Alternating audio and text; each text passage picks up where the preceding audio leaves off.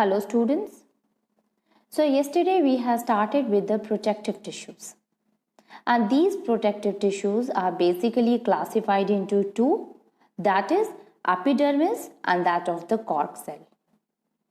Epidermis is what it is the outer layer which is present on the plant body. Okay, we can say it is the outer surface. So since it is present at the outer region, so it helps in the protection. It helps in protecting the internal organ from the injury or from the harmful chemicals. Now these epidermis, it is present in the root, it is present in the leaves as well as in the stem. Now epidermis is having a layer on it and that is known as a cuticle layer. Okay, so this layer is basically made up of an organic substance that is cutin. The function of the cuticle layer that it prevents the loss of the water. You will see some of the aquatic plant, their leaves who float on the surface of the water consisting of the wax which is present on the epidermis. And these wax protect it from wetting. Several outgrowth is also there in the epidermis, like you see in root hair or hair. So the hair is present in the roots as well as it is present in the shoots. Root hair, it is basically responsible for the absorption of water. While if you see in case of the shoot help in preventing the loss of the water. Not only this, another kind of outgrowth is there that is known as trichome. And the function of the trichome is the same, that it helps in prevention, as well as one peculiar function is there that is releases some of the substances. So it secretes the substances like that of the acids or allergy causing substance, and due to which it protects itself from the grazing animals. Now today we will continue with the another type of a protective tissue. Now we will talk the another protective layer of the protective tissue, and that is cork. Cork, if you see as the root and that of the stem, as they grow older with time, then there is a formation of a tissue, and this tissue which is present at the periphery of the plant. Okay, it is a kind of a protective tissue, you can say. So when the plant it grows older with time, a protective tissue present at the periphery, it makes cork cell. So we can say that cork in mature, it is a woody stem, and this cork, it is basically made up of a dead, thick-walled and highly suberized cells. So these cork is having a line of a suberin. Okay, so it is having the deposition of a suberin, and this suberin, because of the presence of the suberin, again they make it the cells as a dead cells. So cork cell, it is a woody, it is present in the mature woody stem, and it is made up of a dead, thick walled, student, it is thick walled because of the presence of the suberin. Okay, and highly suberized cells. This is the cork. You can see here the cork cell, they are the dead cell, and as they are the dead cell, and because of the presence of the suberin, the walls it become thick, and due to the thickness there is no intercellular spaces are present in the cork cell. Okay, and due to the no intercellular spaces are present in them, they become dead, and we can say that it is a thick cell structure. Now if we see what are the different functions of the cork cell, then the function of the cork is, the first one is, you see it is present at the periphery So it help, proper function is to protect. But how it protect the plant? In what way it protect the plant? So since being highly suberized and thick walled structure, it protect the inner tissues.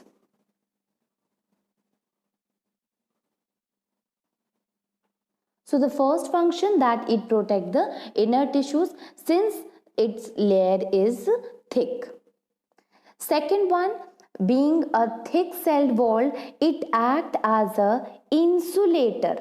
So it provide insulation to that of the plant. Okay, so it provide insulation when the temperature is very low. It means at the freezing temperature, it protect the plant from damaging. So it provide insulation from freezing temperature. Then the third one is it protect the inner tissues even from the attack of the microorganisms. So it help in the protection from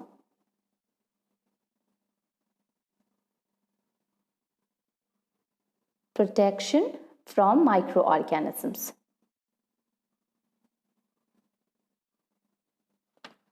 Okay, so it help in protection of the attack of the microorganism, and not only this, since being the outer layer, it also help in prevention of the water loss of the plant.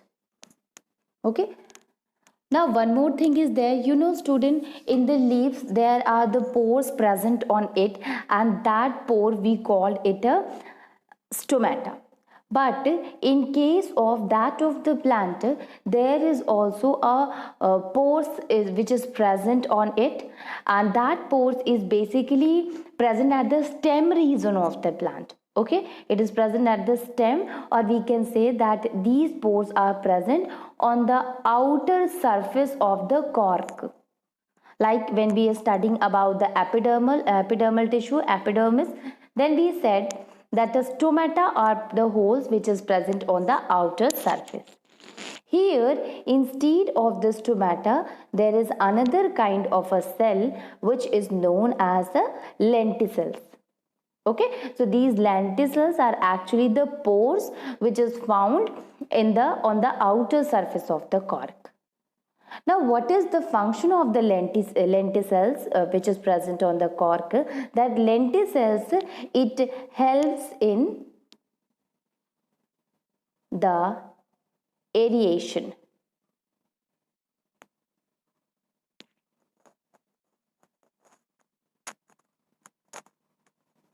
So it help in the aerations. You see here student, lenticels, as you can see in case of the stomata also, the exchange of the gases was taking place.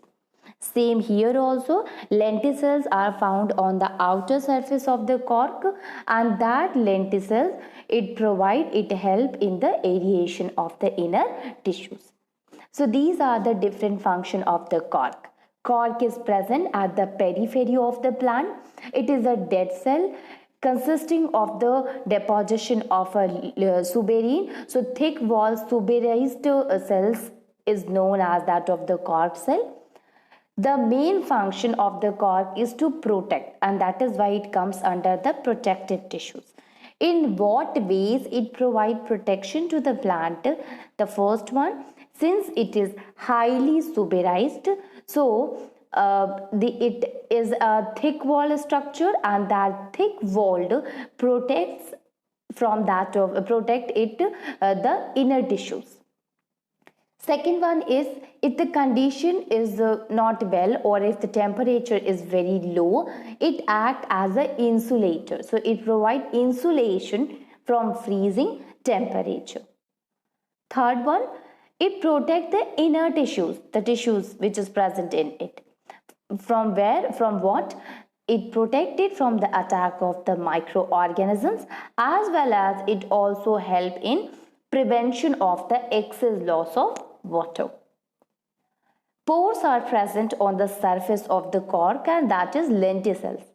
These lenticels, they help in the aeration of the inner tissue. They help in the exchange of the gases that take place in that of the inner tissue.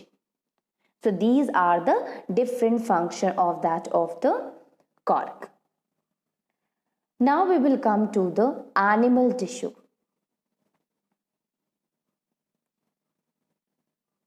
Animal tissues, students. So basically, animal tissues are also categorized into different types of tissues, and that is, you see here, these animal tissues, they are having a four major type of tissues, and they are generally recognized in that of animals. The four types of animal tissues are epithelial tissues, muscular tissue, connective tissue, and nervous tissue. Okay. Now, epithelial tissue is also divided into two, that is simple epithelium and stratified epithelium. Striated or stratified is the same thing. So, simple epithelium is there or striated epithelium. Now, this simple epithelium is again divided into four, that is columnar, ciliated, cuboidal epithelium, and squamous epithelium. Columnar epithelium, ciliated epithelium, cuboidal epithelium is there, and squamous epithelium is the type of the simple epithelium. Okay. Now, if we talk in case of a muscular tissues, so this is the second type of animal tissue, and it is also classified into two: striated muscles, smooth muscles, and that of the cardiac muscle. This is the stratified epithelium, student, and here it is the striated muscle, okay, which is also known as a voluntary muscle. So striated muscles known as the voluntary muscles, smooth muscles which is known as the involuntary muscles too, and then the cardiac muscles which is basically present in our heart. Next one is the connective tissue. Connective tissue is divided into three, that is connective tissue proper, then skeletal tissue is there, and finally fluid connective tissue. And finally, this is the nerve tissue, which is very important. Okay, so we will study the nerve cells in the nerve tissue. Okay. The first animal tissue is that of the epithelial tissue. So epithelial tissue, if you talk about the epithelial tissue, student, it is basically composed of a one layer or one or more layer. Okay. These tissues, which is composed of a one or a more layer, they are covering the external surface and the internal body organ. So we can say that this is the outer surface. It is present at the outer surface of the body. So this is the first one. Epi, it means upper. Okay, it is like that of the epidermis of the animals. Okay, so it acts as a protective tissue. Okay, so it is basically present on the upper surface. It covers the external surface of the body as well as it protects the internal body organ. Not only this, if you see the body cavities, that cavities which is present in the blood vessels or in the different body organ as well as even in the ducts also, the lining is basically of an epithelial tissue. So its location that it lines the body cavity and the cavities of the hollow body organ, including the blood vessels and that of the ducts. Now, what are the different characteristics of the epithelial tissues? So these epithelial tissues, when you see it, they appear as a hexagonal or a polygonal in shape. And when you see it from the sideways, then you will find that it is a flat like a structure which are connected to each other end to end. Okay, and due to such kind of a structure, if suppose this is a one hexagon and the other one is attached with it, then here also it is attached with the other one. So you see here that it is a kind of a tissue in which there is no space is present in between them. And the reason you know it, that it acting as a protective tissue, so there must not be any space. Okay, so the first characteristic of the epithelial tissue is that the cell of the epithelium, they are closely placed, they are closely packed, there is no intercellular spaces between them, and thus they form a continuous sheet. The second one is these cells, they are attached with each other by glycoproteins. So we can say that these are cemented together by a substance, by a viscous substance, which is known as which forms of a glycoprotein. Okay, so somehow the glycoprotein, it help in connecting the two epithelial cells together.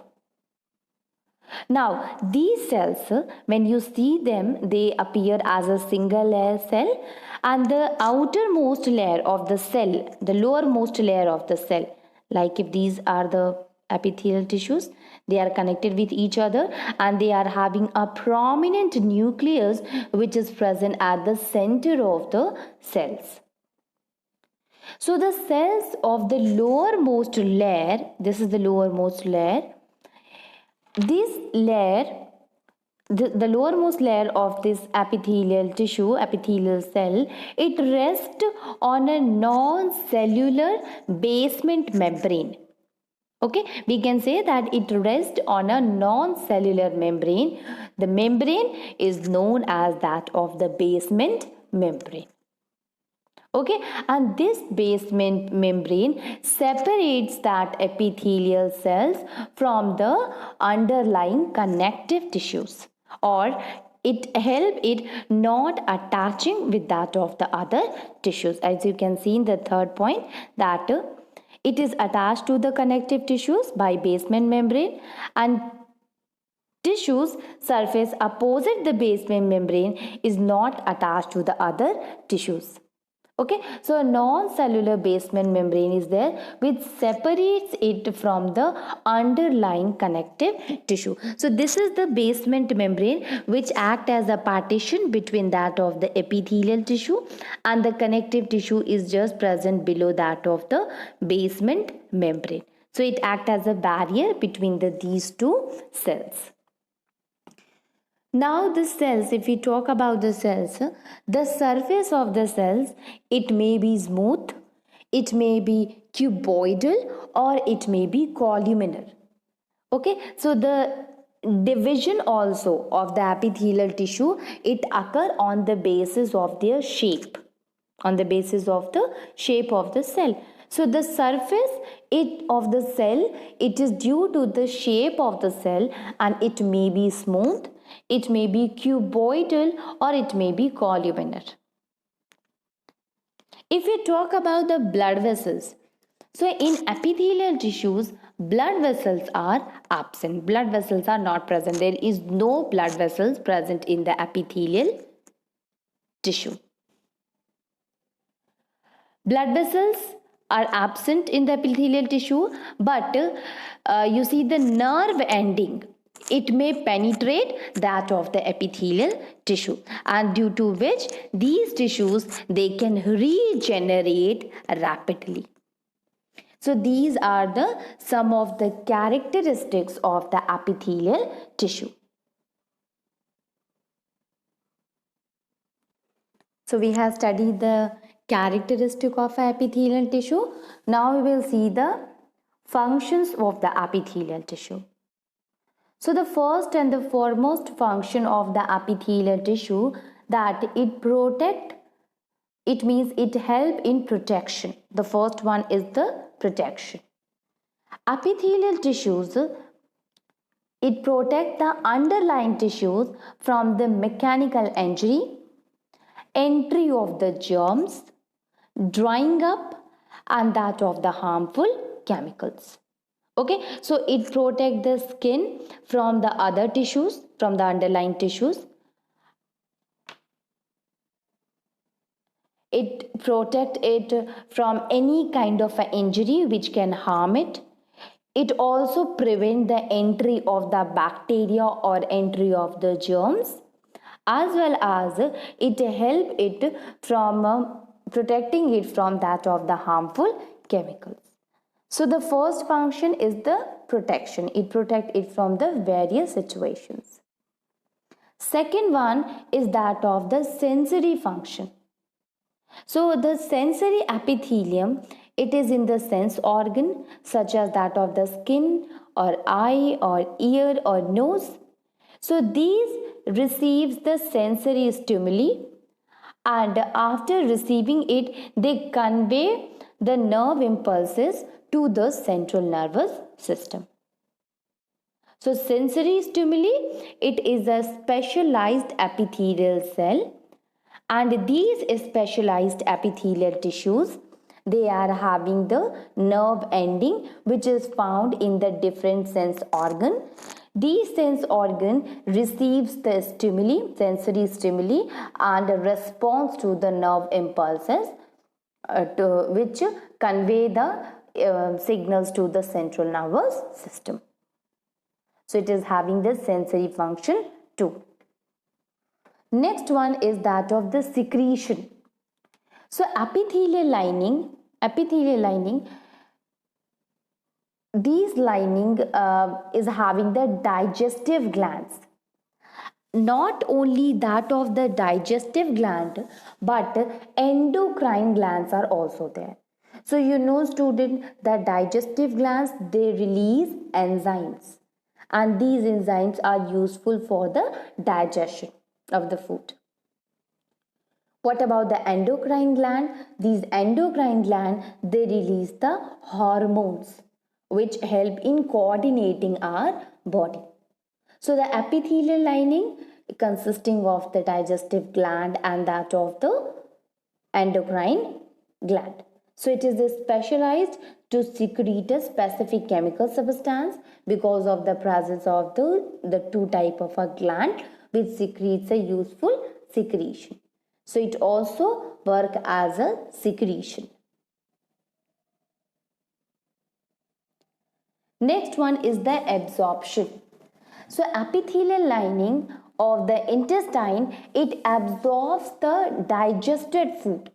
So there are certain epithelial cells are present, and whose function is that these epithelial cells, they lining that of the small intestine. So as it is present in the intestine, its function is to absorb nutrients from that of the food. So ultimately it will help in the digestion of the food. So its next function is that of the absorption. Next is the excretion. So it also help in excretion. How? The epithelial tissues, epithelial lining of the nephron, of a uriniferous tubule which is in the nephron in kidney, it help in the excretion of the nitrogenous waste. So this lining is also present in the nephron, and nephron is responsible for the excretion. Nephron, student, it is present in the kidney. So we can also say that epithelial tissue, it is a epithelial lining which is present in the kidney. It excrete the waste product from the body, as well as it help in resorption of the material which is needed, okay, from the urine, because urine is what? It is a waste product. So the thing which is present in the urine which is needed, it get reabsorbed by these epithelial tissues. Not only this urine, it also help in that of the sweat gland. So sweat is what? It is a waste product. So it should be excreted from the body. So it is also excreted by the epithelial cell which is present in that of the sweat gland. So it helps in excretion by excreting the nitrogenous waste from that of the urine with the help of the lining which is present in the nephron in kidneys. As well as these epithelial lining are present in that of the sweat gland, and these sweat gland is excreted from the body. Next one is that of the diffusion. So simple epithelium promotes the diffusion of the gases, liquid and nutrient because they form a thin lining and they are ideal for the diffusion of the gases. So the diffusion which occur in that of the capillaries, you see the blood capillary, it used to carry the oxygen to the different cells of the body. So that diffusion take place due to the thin lining, because if it is a thick lining then diffusion process will not able to occur. You know that student, we take oxygen in the lungs and that oxygen is to be carried to the different cells so that the oxidation process can occur and thus release of the energy occurs. So the diffusion process, when it forms, it is basically present, this epithelial cells are present in the lining of the capillaries and wall of the capillaries, and thus it helps in the diffusion process also.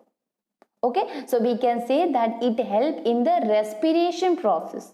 Okay, so this epithelial lining, they are present in the lungs. So these epithelial lining of the lungs, they brings about exchange of the oxygen and that of the carbon dioxide between the blood and that of the oxygen.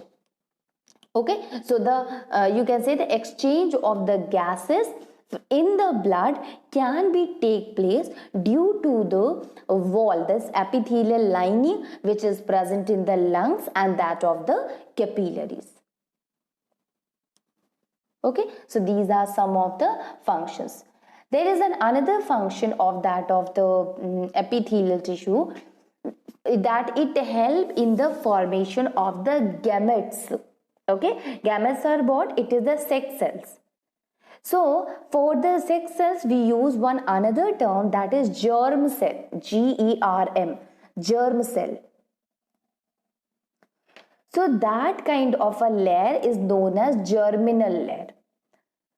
So in the germ cells, or we can say the germinal epithelium lining of that of the seminiferous tubule and the ovary, you can say it is present in that of the sex organs. This lining is also present in the sex organs and it help in producing that of the sperms and the ova respectively.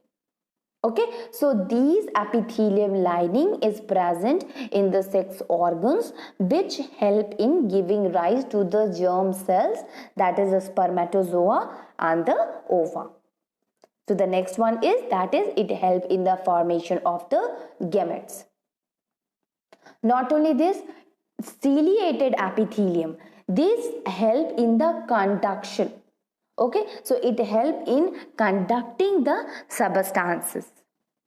So these are the different functions of the epithelial tissue. It help in protection, it help in absorption, it help in excretion, it help in conduction, it help in secretion of the digestive juices and the hormone. It help in the formation of the gametes, that is spermatozoa and ova. It help in respiration, that how it help in exchange of the gases, as well as it help in carrying the impulses to the central nervous system. So it also act as a sensory function. These are the different functions of the epithelial tissue. Now, if we see the epithelium tissue, the epithelium tissues are basically divided into two types. That is simple epithelium tissue, and the second one is the stratified epithelium tissues. Now, see here, student, what is the basic difference between these two? Why are we using the term simple and that of the stratified? Let me discuss this first, that how this simple epithelial tissue is divided. So this simple epithelium tissue is divided into four parts, and that is that of the simple squamous, cuboidal and columnar. Sorry, it is three parts only. It is divided into three, that is simple squamous, simple cuboidal and that of the simple columnar. It is due to its shape, it is divided into three. The simple one is flat like a structure, cuboidal is the cuboidal shape, and columnar is the column shape. Then that of the stratified is also divided, that is stratified squamous, stratified cuboidal, pseudo stratified columnar and transitional. So now you see here, student, one is divided into simple squamous, simple cuboidal and simple columnar. Other one is divided into stratified squamous, stratified cuboidal and pseudostratified columnar. So what is the basic difference between that? When we say a simple one, it means we are talking about only one layer. So if a one layer is present, if we are talking about one layer of epithelium, that kind of epithelium is known as the simple epithelium. So for that we use the simple squamous, simple cuboidal and columnar. When more than a one layer of the cells are present on it, we use the term that is stratified. That is stratified squamous, stratified cuboidal and stratified columnar. Okay. Now we will start with the first one is the simple squamous epithelium.